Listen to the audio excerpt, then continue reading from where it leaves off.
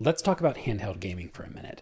If you want to game and you want a handheld, there are more options now than in the last 10 to 15 years. It's kind of unbelievable the resurgence that handheld gaming has had.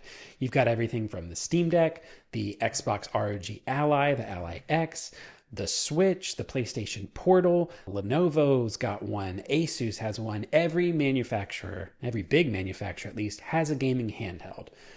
So, which handheld should I get? There's a million of them out here at a billion different price points. Is the Steam Deck still the best place to play? I got a Steam Deck when they first came out. Unfortunately, the 3 that I went through all had severe defects, so for a few years I was just like, forget it. I don't need a Steam Deck, not even going to worry about it. But last year, the handheld bug bit me, and I was like, you know what? I think I should get a handheld. So after looking at all of them, I did the thing that everyone said I was going to do, and I bought a Steam Deck. I got the 512 gigabyte OLED model because the lower end model has been discontinued. So if you want a Steam Deck, your options are OLED 512 or OLED 1 terabyte with the matte screen. But at least at the time of writing, you are just limited to the OLED Steam Deck. And as of 2026, there is just a Steam Deck. There's no Steam Deck 2, there's no Steam Deck 3. We're just looking at the Steam Deck. So you want to get a handheld. Is the Steam Deck still the right one? Well, the short answer is yes, absolutely. I think it's still worth getting the Steam Deck. It's still an extremely functional, very well-priced piece of equipment. Yes, it is old in tech terms, but I mean, come on. When you look at handheld gaming, not many other manufacturers have even come close to this.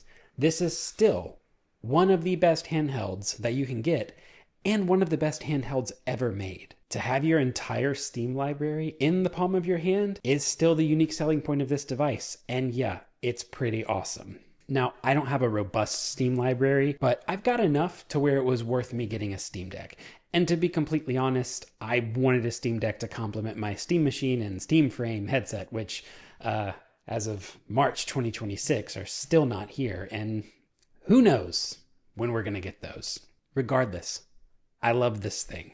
It has everything you could possibly want. So let's start with the one that I know everyone loves to talk about, the screen. Yeah, it's a pretty excellent OLED screen. Blacks are super dark, highlights really pop, and it has HDR. And it's 90 hertz. Really, I mean, I can't say anything else about the display. It's really, really good. For Valve's first true portable hardware product like this, I know they've done a controller in Steam machines, but these buttons, very nice, very tactile. The back buttons, same thing, very satisfying clicks all around. It's a very solid feeling machine. You're not going to get any creaks or anything crazy on there. Thumbsticks feel really good, and they're touch sensitive. On the top, we've got volume buttons, a headphone jack, your USB-C port, and then your orange power button. There's also a big vent fan there. And yes, if you're playing more demanding games, that is going to fire up from time to time. And on the back buttons, 4 of them, R4, 5, L4, and L5.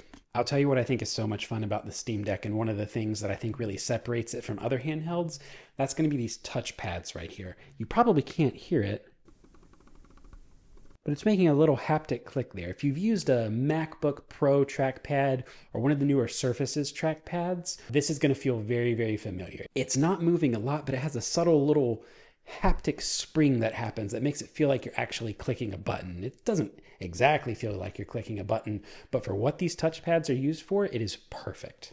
Ergonomically, I think I only have 2 small complaints. Number 1, I'm not a fan of how it digs into your hand on the side. It can get a little cumbersome in longer play sessions.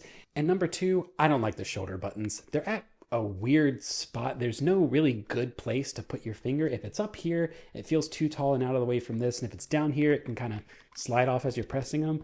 But that's just nitpicking. 9 times out of 10, you're never going to have an issue with that. Like any other modern handheld or piece of technology, you're going to get software updates. No different on this. If you're not familiar with how this works, this does not run Windows. It runs Steam OS, and it has a compatibility layer called Proton, which takes your Windows games and translate them to run on Steam OS, which is a version of Linux, a free operating system that anyone can use. Valve has customized it to where it is so seamless. You download the game and it runs. You might have a couple extra startup screens, but it runs, and it runs very, very well. If you've had an M series Mac chip in the past few years, it's very similar to how Rosetta works on a Mac. It takes a program that it's not supposed to run, translates it, and makes it run on its operating system. Way above my head, but in practice, very, very cool. So is it worth getting a Steam Deck? Yeah, of course it's worth getting a Steam Deck. We're still probably a few years out from the Steam Deck 2, according to Valve. They want a really big hardware leap before they go from the 1 to the 2. So you've still probably got a good 2 to 3 years, I'd say, left. I bought one last year and I plan on rocking this thing until the Steam Deck 2 comes out. So no, it's not too late to buy one. Yes, it is as good as everybody says, and no, you won't regret it. That's all I've got for today. I'll see you guys next time.